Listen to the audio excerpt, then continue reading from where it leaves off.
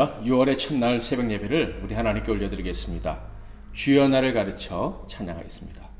주여 나를 가르쳐 주 일꾼 되게 하소서. 내 친구들 죄에서 헤매이고 있네. 일꾼들이 없으며 기도 부족하니 내 맘 녹여주셔서 일꾼 만드소서. 주여 나를 가르쳐 주 일꾼 되게 하소서. 내 친구들 죄에서 헤매이고 있네. 일꾼들이 없으며 기도 부족하니 내 맘 녹여주셔서 일꾼 만드소서. 오늘 하나님께서 주시는 은혜의 말씀은 열왕기하 14장 17절에서 20절 말씀이 되겠습니다. 열왕기하 14장 17절에서 20절 말씀을 봉독해 드리겠습니다.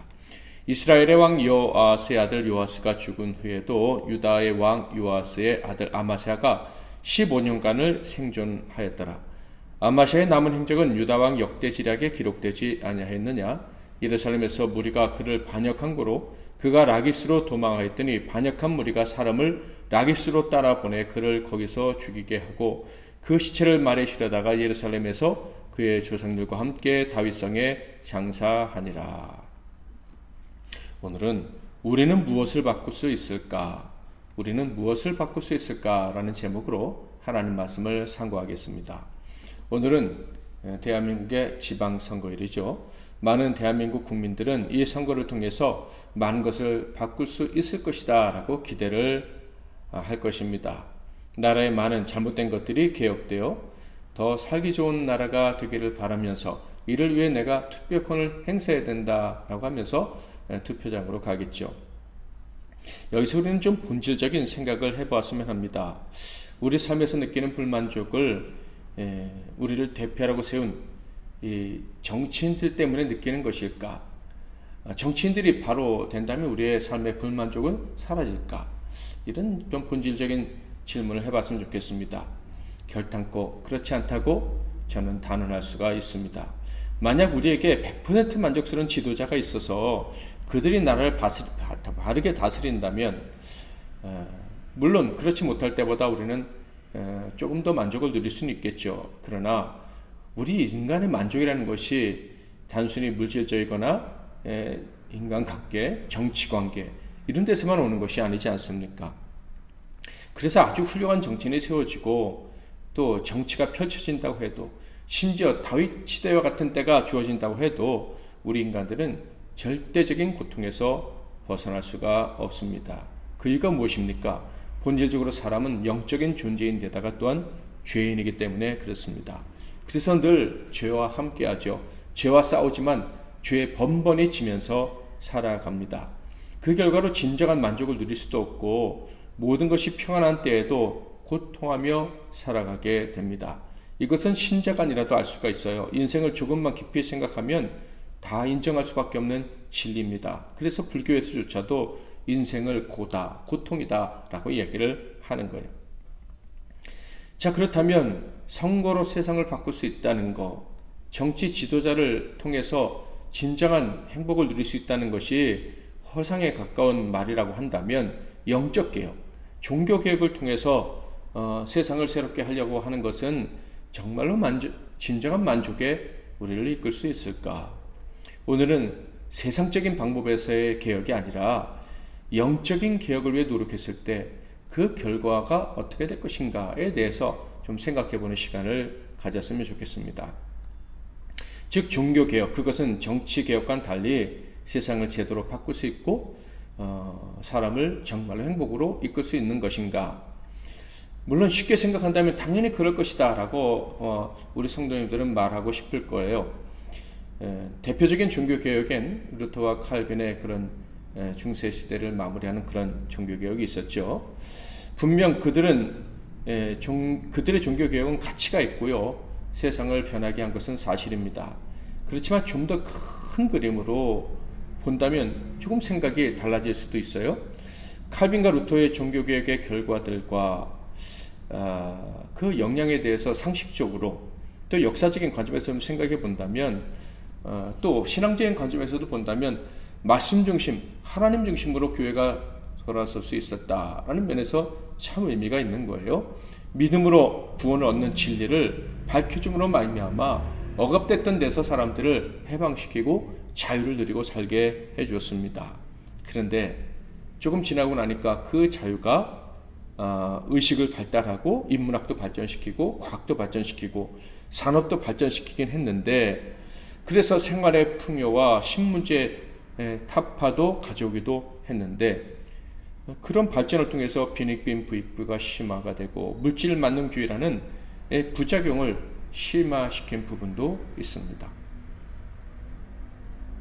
신분제를 깼지만 오히려 돈에 의해서 신분이 결정되는 그런 물신 숭배가 강화되는 그런 부작용을 초래해서 하나님의 심판을 오히려 앞당기게 된 것은 아닌가라는 생각도 하게 된다는 거예요. 특히 과학의 발달은 대량 무기, 대량 살상 무기가 만들어지게 해서 무서운 전쟁을 야기하고 오히려 전쟁의 소문이 심판의 때를 더 가까이 이끈 것 아닌가라는 생각도 하게 합니다. 종교개혁이 결국 세상의 종말 3차 대전까지 오게 만드는 건 아닌가라는 이런 생각은 물론 과장된 말이라고 할 수도 있을 거예요. 그럼에도 불구하고 부정할 수 없는 사실은 목숨을 건 종교개혁이었고 분명히 하나님께서 기뻐하시는 부분이 있는 종교개혁이었지만 결과적으로는 세상에 전쟁의 소문은 더해갔고 그로 말미암아 오히려 심판을 향해 지구의 멸망을 향해서 더 빠르게 달려가게 된 것은 아닌가 하는 생각을 하게 된다는 것이죠. 솔로몬이 세상을 떠난 이후에 이스라엘은 남쪽 유다와 북이스라엘 둘로 나눠지게 되었죠. 거의 모든 지파가 속했던 북이스라엘, 10지파가 속했던 북이스라엘에는 19명의 왕들이 있었는데 단 한 명의 의로운 왕도 없었습니다. 이에 비해서 다윗의 언약을 이어가게 된 이 복을 받은 남쪽 유다에는요, 20명의 왕 중 그래도 8명은 의로운 왕으로 인정을 받습니다. 그리고 이 의로운 왕들의 특징이 있는데요, 경중은 차이가 있지만 나름 종교개혁을 위해서 노력한 사람들이었다라는 거예요. 악한 왕들과는 달리 하나님의 말씀을 바로 세우고 예배를 회복시키고 하나님 말씀대로 나라를 통치하려고 노력했던 사람들이다라는 거예요. 자, 그렇다면 이 의로운 왕들, 종교개혁까지 크게 단행했던 이런 왕들도 있었는데 이런 왕들의 노력은 어떤 의미가 있었을까라는 거예요. 유다는요, 솔로몬의 아들 르호보암과 그 뒤를 이은 아비야 왕이라는 악한 왕들의 통치를 받았습니다. 북이스라엘의 악한 왕들과 전혀 다를 바가 없는 왕들이었죠. 그런데 제3대 왕 아사가 등장하면서 처음으로 의로운 왕의 통치가 이루어지게 됩니다. 이 왕이 한 일이 바로 종교개혁이었어요. 역대하 14장 15장에 보면은 아주 훌륭한 종교개혁을 했다는 것을, 참 훌륭한 왕이라는 것을 알 수가 있어요. 그 뒤를 이은 여호사밧도 다윗의 길을 따라서 산당들을 제거하고 나라를 견고하게 했습니다.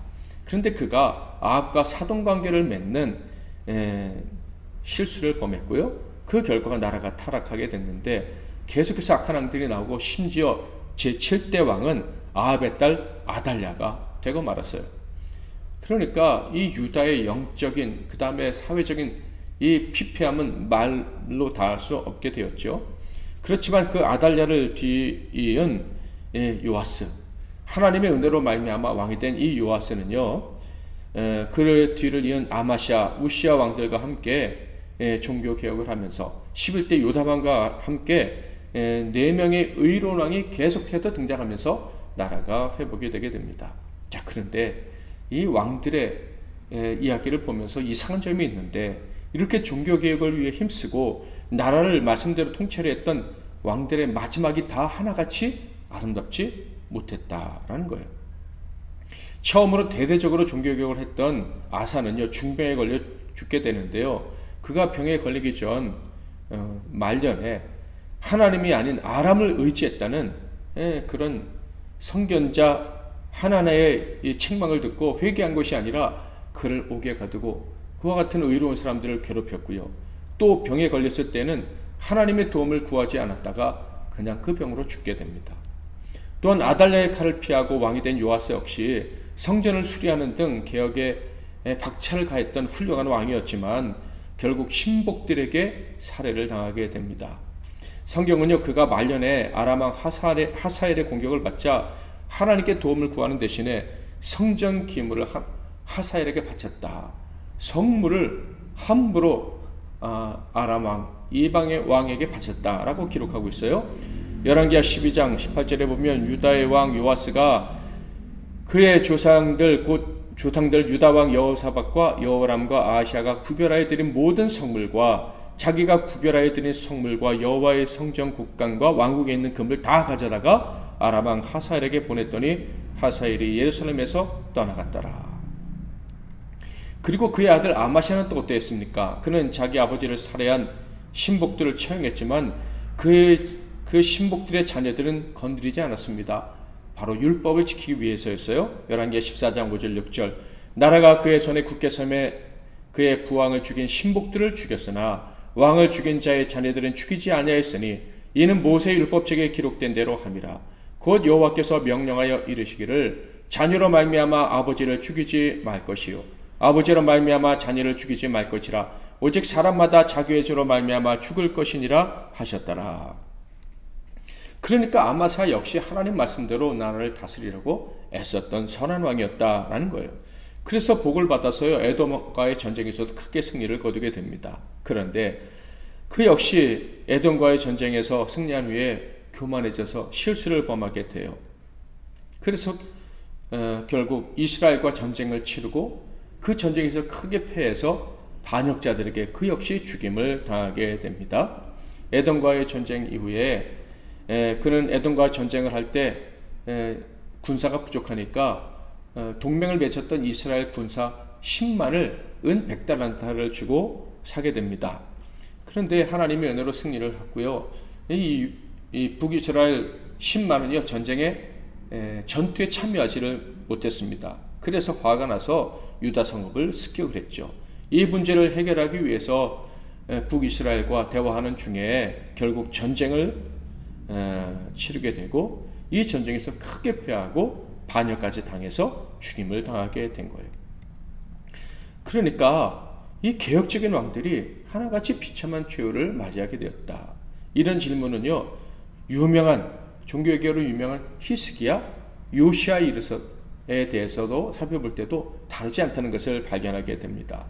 신앙의 개혁을 추구했는데 세상을 완전히 바꾸지 못했고 심지어 그들 자신의 운명도 완전히 바꾸지는 못했다.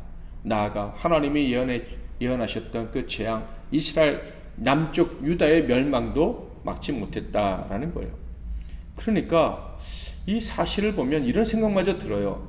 바른 신앙이 무슨 의미가 있는가? 바른 신앙으로 살려고 발버둥치는 게 무슨 의미가 있는가라는 질문도 하게 된다는 거예요.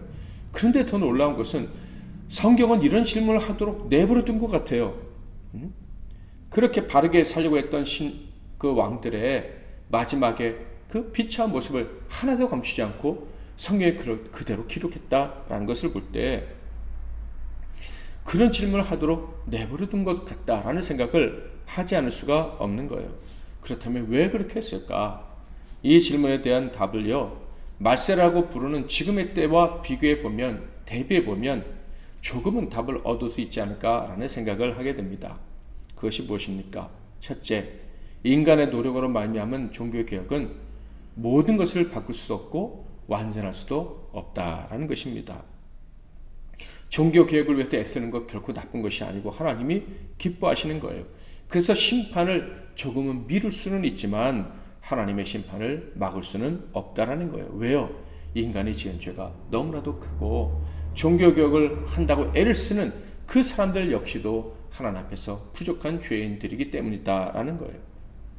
자, 그럼에도 불구하고 종교개혁을 해야 한다면, 그것이 하나님이 기뻐하신 일이라고 생각한다면 어떻게 해야 될 것인가?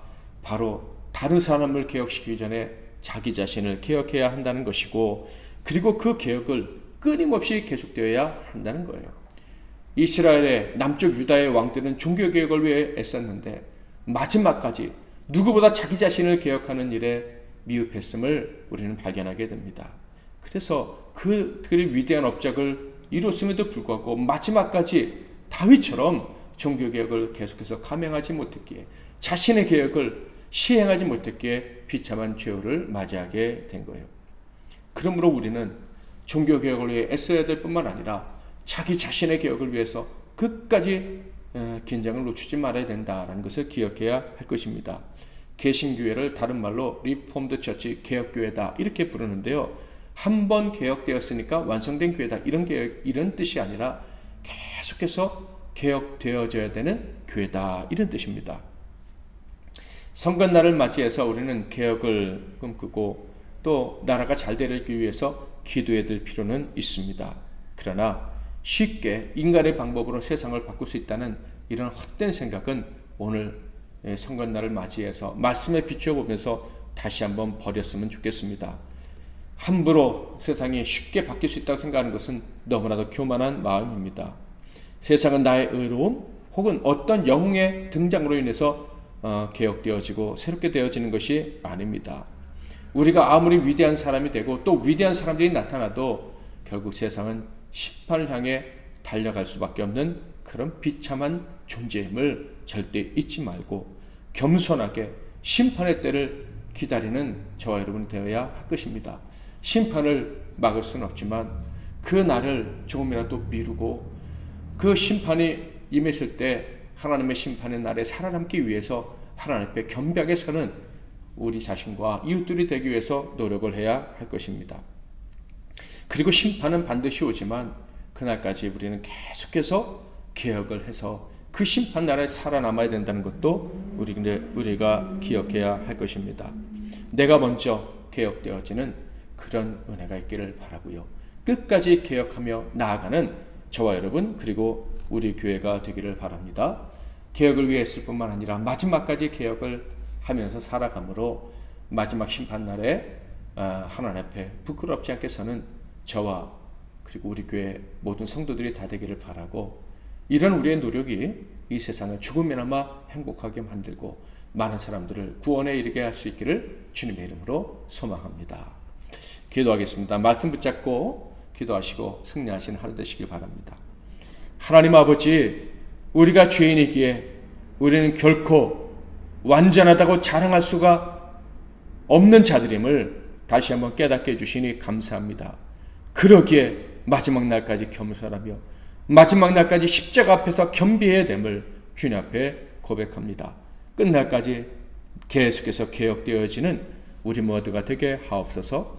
우리가 개혁의 완수자가 될 수 있다는 헛된 야망을 버리고 끝까지 개혁하면서 부끄럽지 않은 자로 살기 위해 노력하면서 살아가다가 주님 나라 가는 저희들 모두가 되게 하시고, 이런 노력 중에 우리의 이웃들이 조금이나마 더 행복을 누리게 하는 그런 복의 통로가 되게 하옵소서. 예수 그리스도의 이름으로 기도하옵나이다. 아멘.